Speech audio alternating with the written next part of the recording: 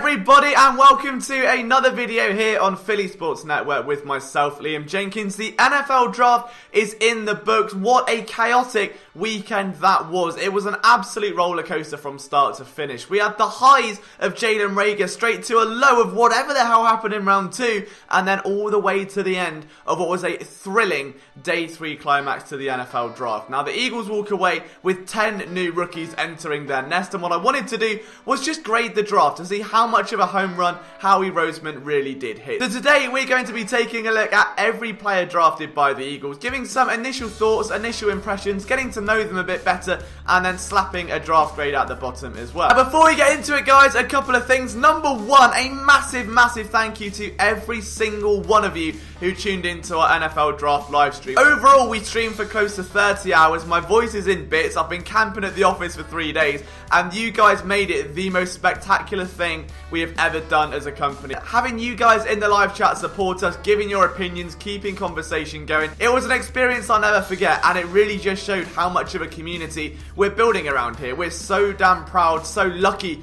to call you our family, and honestly, but in a time of self-isolation, you made us feel closer than we ever have before, and I'm so grateful to anyone that took even 5 minutes of their weekend to read, listen, and to watch what we were doing at Philly Sports Network. Secondly, if you're not subscribed to the channel yet, it would be amazing if you could. I can't use the Deshaun Jackson joke anymore, but if you could hit that big red button, it is the best way to support our channel. And thirdly, please ignore the hair, alright? It's going off. I'm tempted to shave it. It's getting worse every day. Alright, so the first man on the list was, of course, round 1, pick 21, Jalen Reagor out of TCU. And I immediately loved this pick. And the reason why is I had him ranked the 4th best receiver in the NFL draft when it comes to traits that would interest the Eagles. If you saw the video, if you read the article, you'll know what I'm talking about.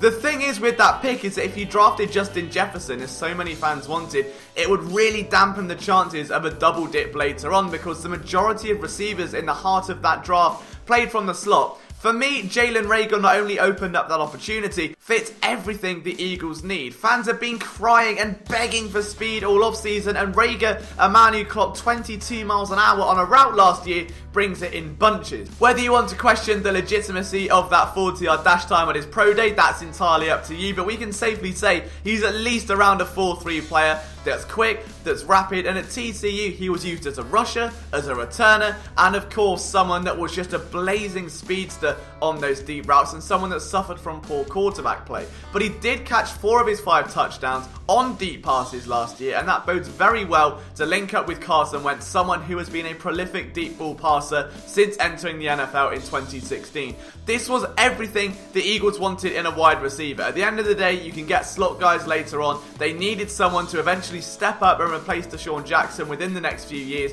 Reagor ticks every single box. He's just as versatile, just as explosive, and has got speed for days. This is an excellent pick, and if you're asking me, I give it an A+. I put out the video the other day talking about Jalen Hurts and where I see this fit. And I think at the time, when you just saw Jalen Hurts and not the rest of the draft, it's very easy to hone in on that pick and discuss how much of a risk and how unproductive and how terrifying that pick really was. But when you look at the end of the draft and you see the amount of receivers and the amount of speed on defense, you can put it into perspective a bit. There was at least some logic behind it where the Eagles felt they were in a necessary place to take that risk. They wouldn't have done so otherwise. Now, will Jalen Hurts become a staple of this offense like a Taysom Hill or a Lamar Jackson or whatever other gadget player Doug Peterson wants to liken him to? I don't know.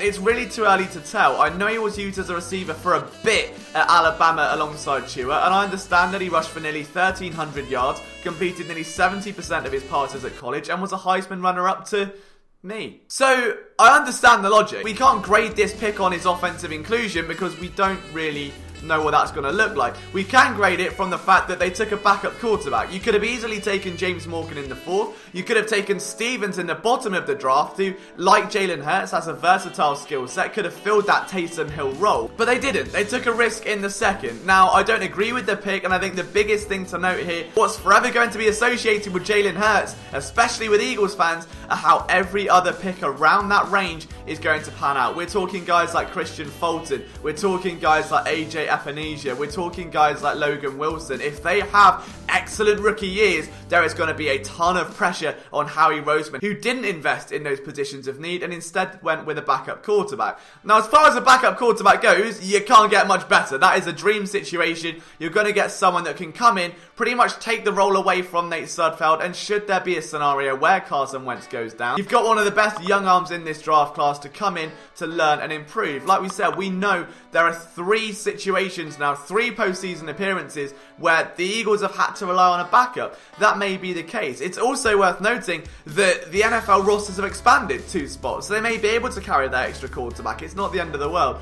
Overall, I think there are too many intangibles to really grade this pick yet, so we're going to go with C+. I like it in premise. I hate the risk associated with it. I don't like the impact it would have on Carson Wentz. I'm going to give it a C-. Round 3, Davion Taylor out of Colorado. I really like this pick from the perspective that this is a rapid linebacker. I dislike it from the fact that it's very raw in terms of experience. We know Akeem Davis-Gaither was around that range. Again, the Eagles fell just short of the mark there. They're getting a player that's a similar kind of skill set, but for personal reasons doesn't have as much experience at the position. You've got someone that can click and close very well, that has been productive during his time at Colorado and shows the instinct, sit in zone coverage, to be very instinctive when making reads and shoot gaps at an alarming rate. I do think there are some concerns. It is going to be a project talent. It's not like a 3rd round pick in Jordan Hicks where we know he had the ability, it's just injury. It's, you know, he's got the upside, but you do take it at a low floor and you are hoping that the linebacker coach can bring that along.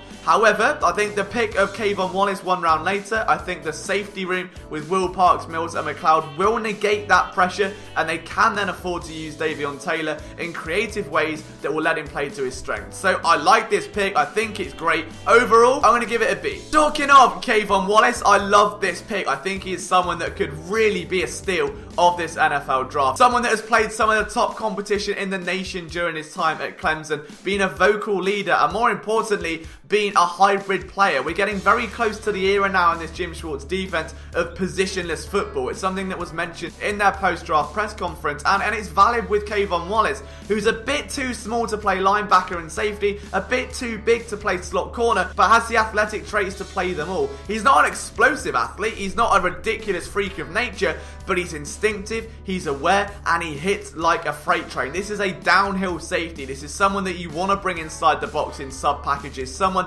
that you want to put on tight ends perhaps when they're not pressing at the line of scrimmage. With a real meanness, a real nastiness to his game, and he's got a real eye for the football. So overall, B+. I think this could be an exciting young player to watch develop. I think he would very much learn under the role of Will Parks. That's the sort of player I see him becoming.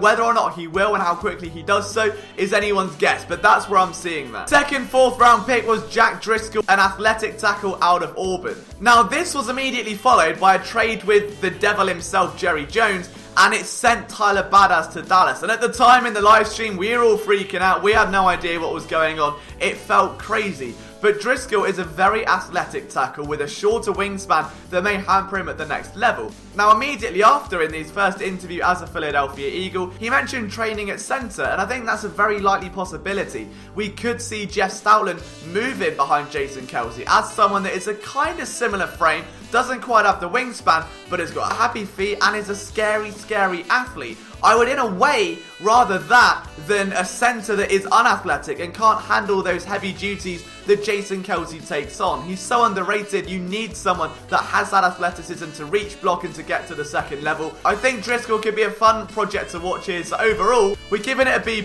Next up, my favourite pick of the draft, round 5, 168, wide receiver, John Hightower. If you don't believe me, if you missed the live stream yesterday, here's my reaction.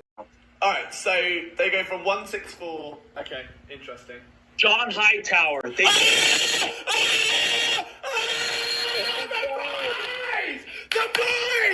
boys! Come on! I've got a draft crush as an Eagle! Go on! John Hightower, Hightower graded out as my 9th highest wide receiver in that ranking. I love him. I think he does everything good, but nothing exceptionally well, which makes him a perfect fit for this Eagles offense because he doesn't have one massive strength and a bunch of weaknesses. He's very, very well rounded. He's a deep threat. He's got a nice catch radius. The problem is, I think, physicality and contested catches. But if you've got a quarterback that can actually throw him deep balls, as opposed to the dropping QB play we saw last year with Boise State, I do think that if you can get him open, he has got a quick release, he's physical through the stem, he's twitchy, and he understands the intricacies of route running. He sells verticals very well, he's able to position his body to flip his hips very quickly and use jabs and fake steps in order to get a DB to bite. I love him. I absolutely love him. It's an A+ from me. I would give it A+++ if I could. I'm probably not allowed. But I'm very, very excited to break down film on this young man. Round 6, pick 196, Sean Bradley out of Temple. I don't know. I really don't know. This is a player that is obviously a local kid. 6'1", 235 pounds, and a 4.51 40-yard dash. So the theme of speed is really going on there. Is he going to be an inside backer at the next level? I don't know. I think they're probably trying to, if anything, boost Dave Phipps' special teams unit. I know they like TJ Edwards. They're probably going to roll with Nate Gary. You could bring Braden back if you want.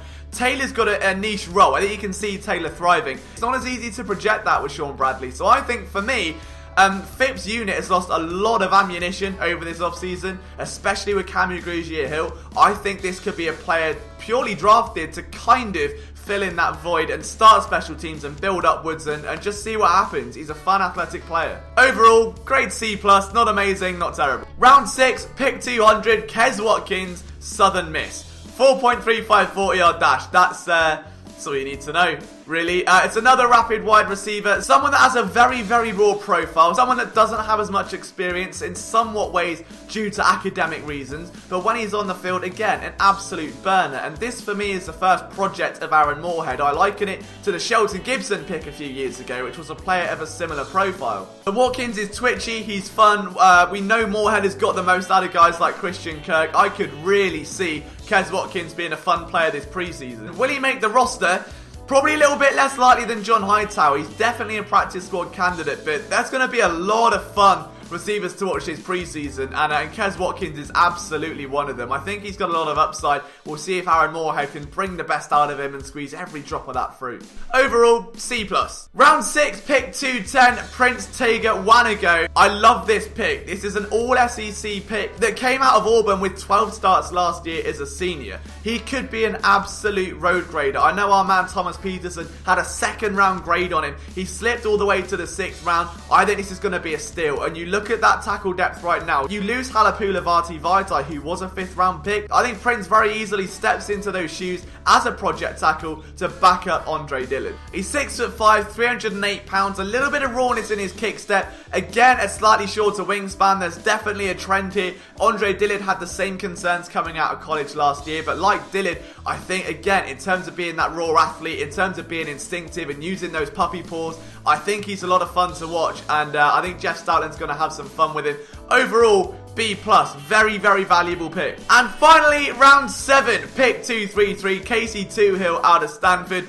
I think this was too late to add to the defensive line. If you switched, let's say, Jalen Hurts with a 7th round quarterback and you took an edge rusher second, or a cornerback second, this may be the perfect draft, but it just isn't to me. It just isn't. I think that is way too late considering the pressure already on BG, already on Barnett, and the last regime couldn't get Sharif Miller on the field. That was a 4th round pick. He played 2 special team snaps. You then have Josh Sweat, another former 4th round pick. Took 2 years to get going. I don't know what the upside is here with Toohill. I haven't watched a lot of tape on him. I understand he's a fairly quick defensive end, a 4.69 40-yard dash, someone who can play outside linebacker and defensive end. So maybe there's a niche role there with Jannard Avery and Toohill. I don't know. But either way, it's a C from me. I don't know. It's a really wild card pick. It's going to be essentially giving the new defensive line coach a project to work with, see how he comes along in a year's time. But overall, C. Can't be too fussed with it. Overall, I will give this Eagles draft haul, I'll give his draft haul a B-, and it could be so much more had they not been overly aggressive for a quarterback in the second round. This was so close to being the dream draft. It went a bit rocky, but that day 3 haul, the aggressiveness to make 4 trades on day 3, to amass some late round compensation, which they gave up for Darius Slay, and spend that on yet even more speed. Unbelievable. This was a great class. It's going to be a lot of fun to watch in years to come. Who is your favourite pick though, guys? Let me know down in the comments section below. From myself, Liam Jenkins, again, thank you for all of the support over this weekend. You have been absolutely phenomenal. We eternally are so grateful, and the energy you continue to give us throughout kept us all going. If you want to follow me on Twitter, it's at Liam Jenkins PSN. I'll see you soon.